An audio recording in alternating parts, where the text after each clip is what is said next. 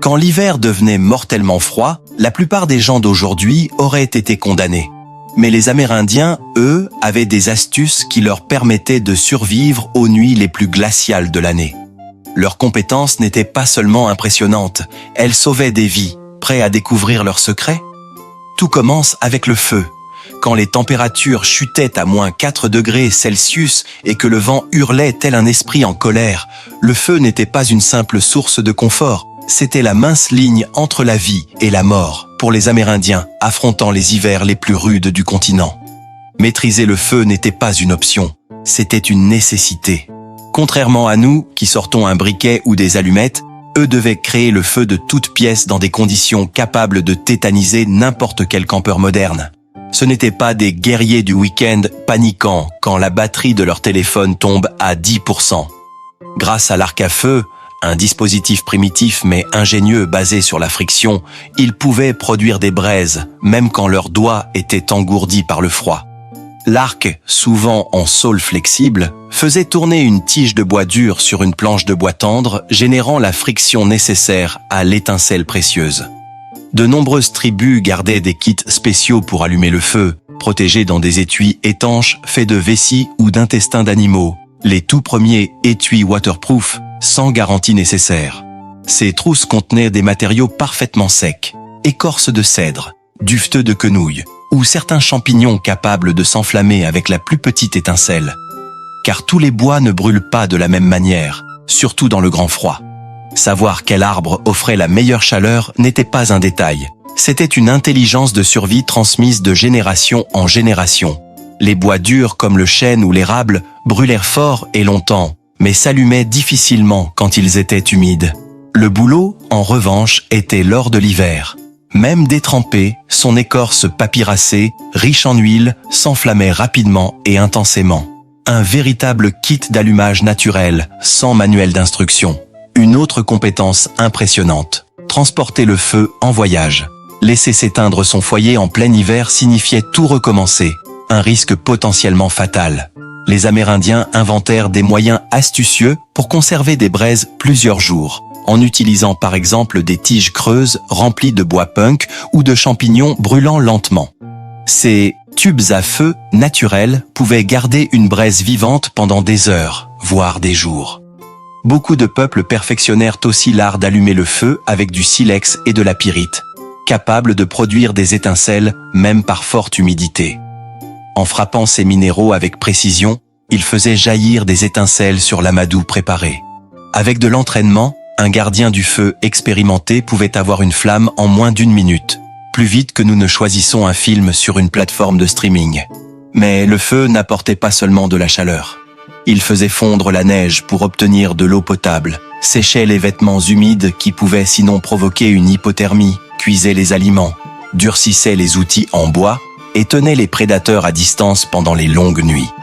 Certaines tribus plaçaient le feu à l'entrée de leurs habitations pour réchauffer l'air entrant. Un système de chauffage primitif, mais efficace.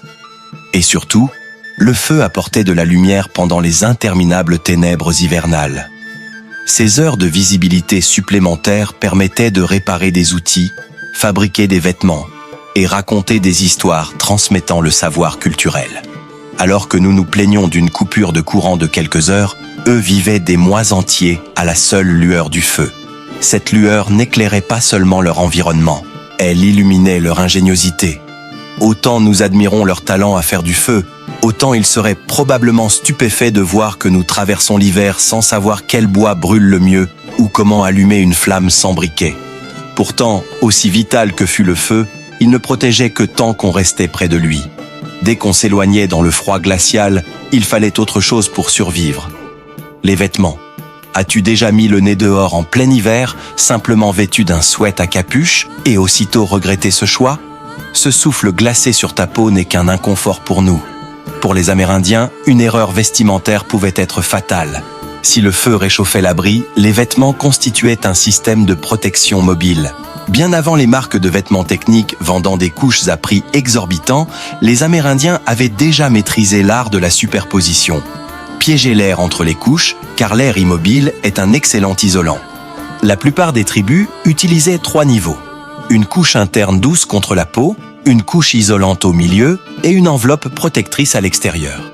La couche interne était souvent faite de peaux fines et souples, de lapin ou de faon qui éloignaient l'humidité du corps, fonction essentielle, car la sueur gelée sur la peau peut tuer. Certains peuples traitaient ces peaux avec de la cervelle animale lors du tannage, ce qui peut sembler repoussant aujourd'hui, mais produisait un cuir souple et respirant. Pour la couche intermédiaire, rien ne valait la fourrure. Cerfs, élans et bisons fournissèrent la base, mais les vêtements les plus chauds incorporaient souvent de la fourrure de castor, de renard ou de loup. Les poches d'air entre les poils formaient des barrières thermiques que nos matériaux synthétiques peinent encore à égaler. Une bonne fourrure pouvait contenir plus de 20 000 poils par centimètre carré, la microfibre originelle de la nature. La couche externe, quant à elle, devait bloquer le vent et repousser l'humidité. Le cuir de daim, issu de cerfs ou d'élan, faisait merveille. Bien préparé, il devenait quasi imperméable grâce au fumage, qui saturait les pores de composés répulsifs à l'eau. Les chaussures étaient cruciales, car des pieds gelés signifiaient la fin de toute mobilité. Les mocassins pouvaient comporter plusieurs couches, dont une doublure en fourrure tournée vers le pied. Certains modèles avaient une doublure amovible qu'on pouvait sécher au feu et alterner avec une paire de rechanges, une gestion de l'humidité digne des meilleurs ingénieurs.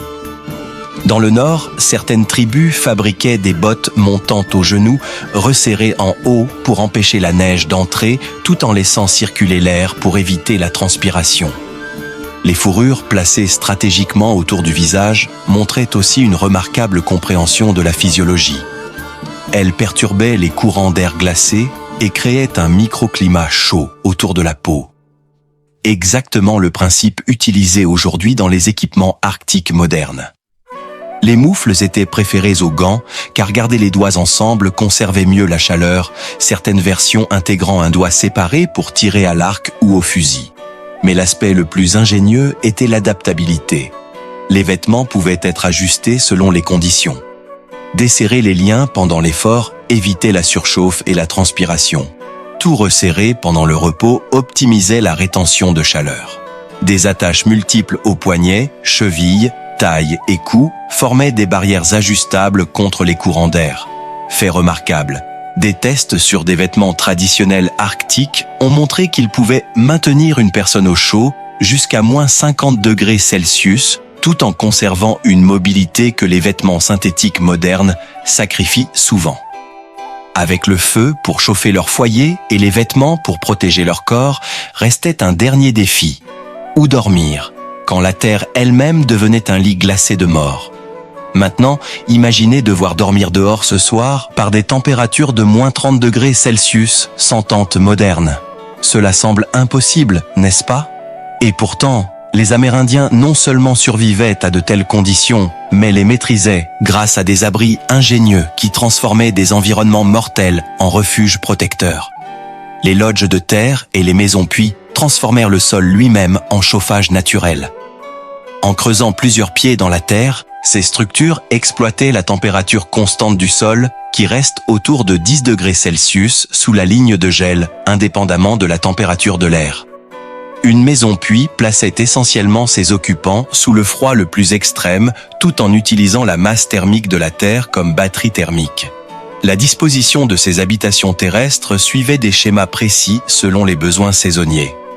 Beaucoup étaient circulaires, minimisant la surface exposée au froid et éliminant les coins où la chaleur pouvait s'échapper. L'orientation et des entrées n'étaient pas qu'un symbole. Elle permettait au soleil levant de réchauffer l'entrée tout en évitant les vents glacials du nord-ouest. Une astuce particulièrement ingénieuse de certaines habitations du nord était le passage d'entrée piège à froid. Ces entrées descendantes forçaient l'air froid, plus lourd que l'air chaud, à s'accumuler dans une zone désignée avant de pénétrer dans l'espace de vie principal.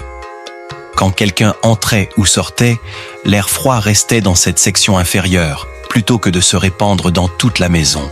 Les premiers Smart Homes, sans l'assistant vocal agaçant pour vous dire la température. La technique des murs doubles représentait un autre coup de génie. Certaines habitations possédaient un mur intérieur en peau tendue, à quelques centimètres du mur extérieur. Cela créait une couche d'air morte, fonctionnant comme une fenêtre double vitrage moderne, réduisant fortement les pertes de chaleur par conduction. Les matériaux de toiture étaient soigneusement sélectionnés et superposés pour performer en hiver.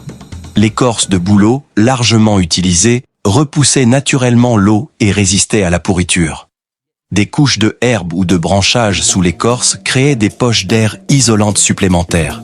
Dans les régions de fortes chutes de neige, les toitures étaient conçues pour accumuler la neige, transformant ce qui pourrait sembler une menace structurelle en avantage thermique. La durabilité de ces constructions traditionnelles témoigne de leur efficacité.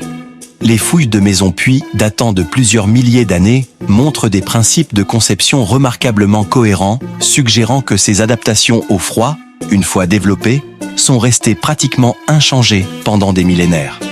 Avec un abri assurant la survie nocturne, le défi suivant était de maintenir l'énergie nécessaire pour fonctionner dans de telles conditions. Aujourd'hui, beaucoup fuient les graisses dans leur alimentation. Pour les Amérindiens, face aux hivers rigoureux, la graisse n'était pas l'ennemi, c'était l'héroïne de leur histoire de survie. Alors que les nutritionnistes modernes débattent des ratios optimaux de macronutriments, les peuples indigènes comprenaient intuitivement ce que la science confirme aujourd'hui: dans le froid extrême, la graisse suffit. Pourquoi la graisse régnait-elle en hiver? La réponse se trouve dans la thermodynamique. 1 gramme de graisse fournit 9 calories, plus du double de l'énergie des protéines ou des glucides. Cette source dense d'énergie brûle lentement dans le corps, générant une chaleur constante sur de longues périodes. Des études sur les régimes traditionnels arctiques révèlent une consommation hivernale de graisse pouvant atteindre 70% des calories totales, ce qui ferait pâlir un cardiologue. Leur menu hivernal n'aurait pas remporté de prix dans les magazines de santé modernes, mais il maintenait les cœurs en vie quand rien d'autre ne le pouvait. La stratégie de chasse hivernale ciblait spécifiquement les animaux gras. Le castor, avec son épais manteau de graisse isolante, était un gibier de choix. Un seul animal pouvait fournir plusieurs kilos de graisse, suffisant pour nourrir une personne pendant plusieurs jours. Les ours chassés à l'automne, avant leur hibernation, fournissaient viande et graisse rendues pouvant durer des mois si elle était correctement conservée. Les techniques de stockage montraient une ingéniosité remarquable. Sans réfrigération, empêcher les aliments de se gâter était un défi immense. Certaines tribus creusaient des fosses profondes sous la ligne de gel où la température restait stable mais non glaciale.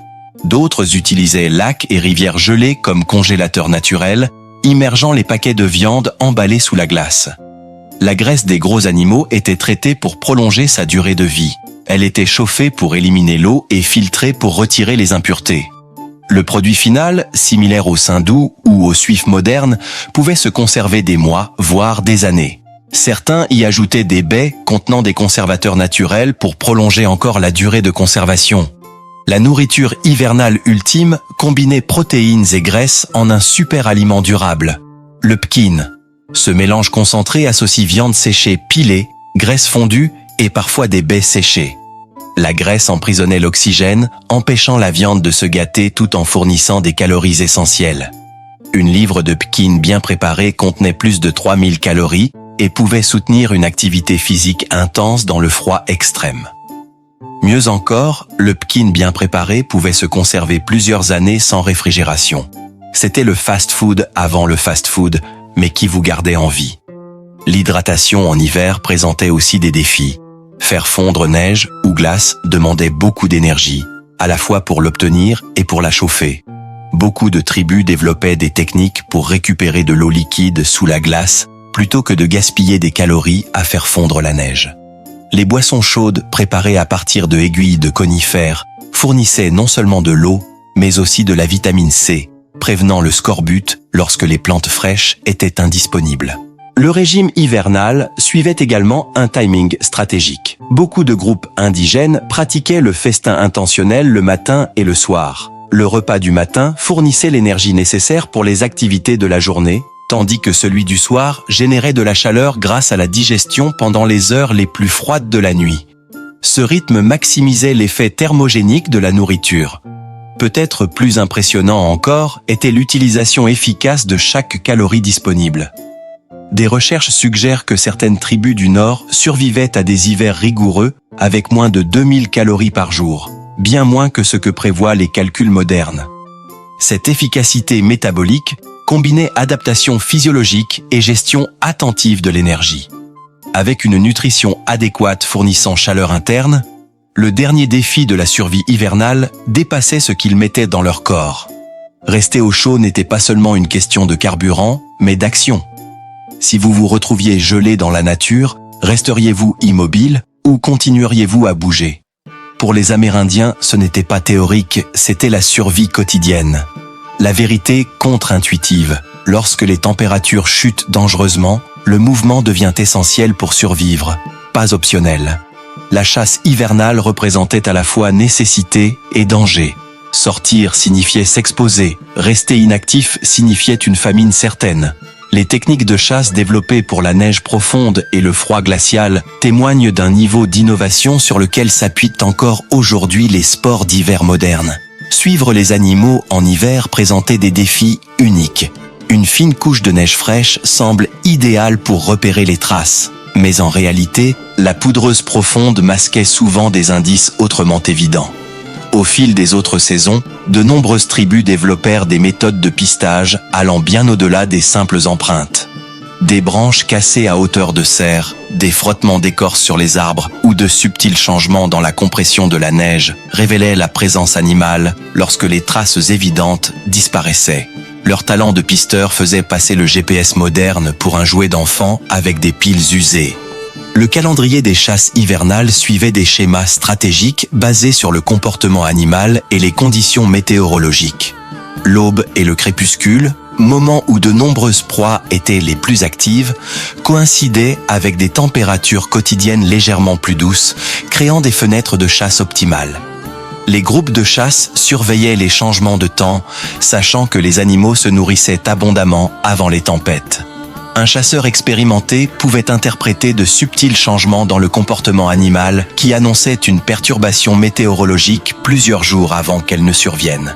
Aucune technologie de survie hivernale ne se révéla plus révolutionnaire que la raquette. Ces dispositifs ingénieux répartissaient le poids sur une surface plus large, empêchant celui qui les portait de s'enfoncer dans la neige profonde. Différentes tribus développèrent des modèles régionaux spécifiquement adaptés aux conditions locales. Forme large et arrondie pour la neige poudreuse, plus étroite et allongée pour la neige humide et lourde. Des tests de modèles traditionnels ont montré qu'ils réduisaient la dépense énergétique de près de 60% par rapport à la marche dans la neige profonde sans équipement. Le mouvement lui-même générait une chaleur corporelle essentielle. De nombreux systèmes vestimentaires indigènes par temps froid étaient conçus précisément pour gérer la transpiration durant l'effort, tout en conservant la chaleur durant les périodes de repos. Bien habillé, un individu en mouvement pouvait maintenir sa température corporelle même par -20 degrés Celsius. Le principe de ne jamais rester immobile s'étendait aussi à la vie de camp. Les tâches essentielles étaient organisées pour exiger une activité régulière. Ramasser du bois, vérifier les pièges, casser la glace pour l'eau, instaurait un rythme quotidien qui entretenait la circulation et produisait de la chaleur. Même les jeux d'enfants intégraient des exercices physiques qui développaient l'endurance hivernale tout en transmettant des compétences essentielles. La pêche hivernale démontrait une ingéniosité particulièrement impressionnante. Percer des trous dans une glace pouvant mesurer plusieurs pieds d'épaisseur nécessitait des outils et des techniques spécialisées. Beaucoup de groupes utilisaient des pierres chauffées pour amorcer le trou, puis taillaient le reste avec des outils en os ou en bois de cervidé. Certaines tribus construisaient de petits abris directement au-dessus des trous, créant des postes de pêche protégés où l'on pouvait rester des heures sans s'exposer au vent. Ces installations ressemblaient aux premières cabanes de pêche sur glace, sans la musique douteuse ni les thermos suspects. La connaissance de la géographie sous-marine était essentielle au succès. Les poissons se rassemblaient dans des zones spécifiques en hiver, bassins plus profonds, moins recouverts de glace et mieux oxygénés. Les pêcheurs chevronnés mémorisèrent ces lieux pendant les mois plus chauds, ce qui leur permettait de cibler des sites productifs même lorsque le paysage était méconnaissable sous la neige. Certaines techniques impliquaient la mise en place de systèmes de nasse sous la glace pouvant piéger du poisson plusieurs jours durant, sans surveillance constante. Peut-être encore plus impressionnante était leur capacité à parcourir de vastes distances en hiver sans repères visibles. L'orientation reposait sur des indices subtils. Motifs de congère créés par les vents dominants, position des étoiles. et même le ressenti de la neige sous les pieds. Certaines tribus pouvaient voyager des dizaines de kilomètres dans des conditions hostiles en utilisant des sentiers entretenus et des abris d'urgence judicieusement situés. Toutes ces activités physiques servaient un autre objectif crucial au-delà de la subsistance. Elles nourrissaient l'esprit humain pendant la saison la plus rude, car la survie hivernale n'était pas seulement un défi physique. L'approche psychologique de l'hiver, l'état d'esprit face à la survie, déterminait souvent qui vivait et qui périssait lorsque les températures plongeaient. Au cœur de cette mentalité hivernale se trouvait la communauté. Le stéréotype du loup solitaire, en milieu sauvage, s'effondre face à la réalité.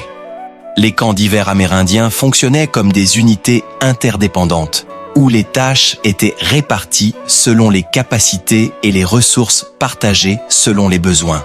Ce n'était pas seulement de la bonté, c'était une stratégie de survie pragmatique.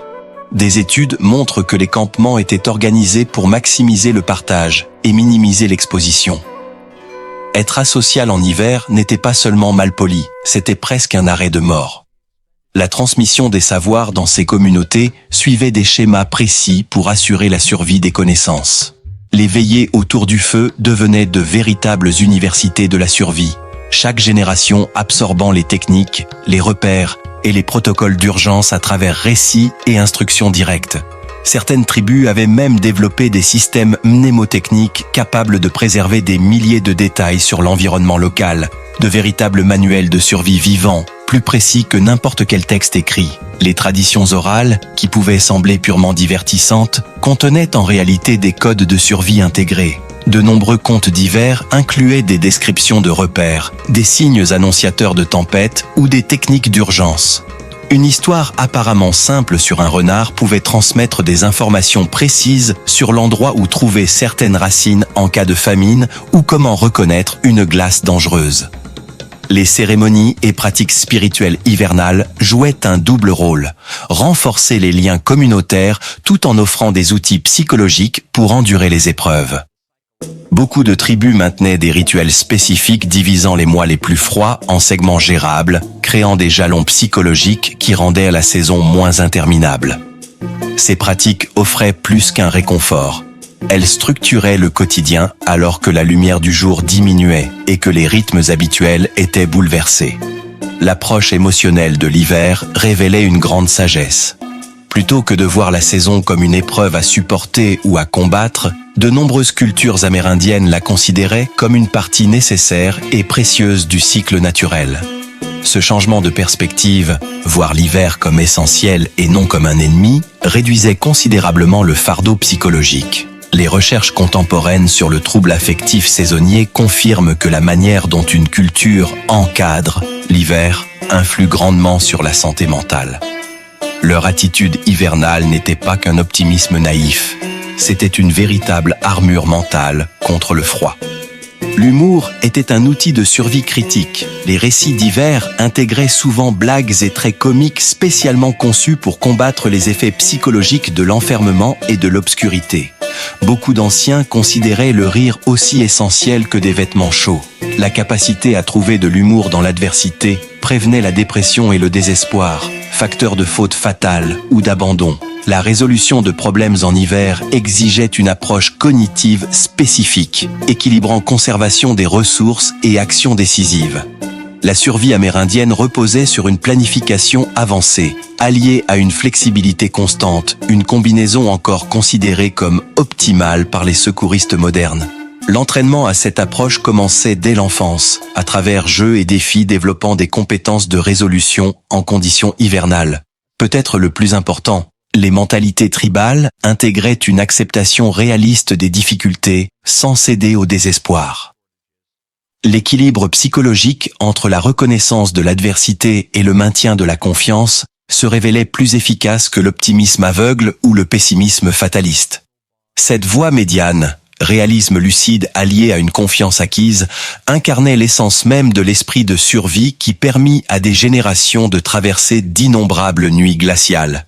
Cette approche holistique de la survie hivernale, intégrant préparation physique, résilience psychologique et soutien communautaire, démontre que survivre à la nuit la plus froide n'a jamais reposé sur la seule endurance.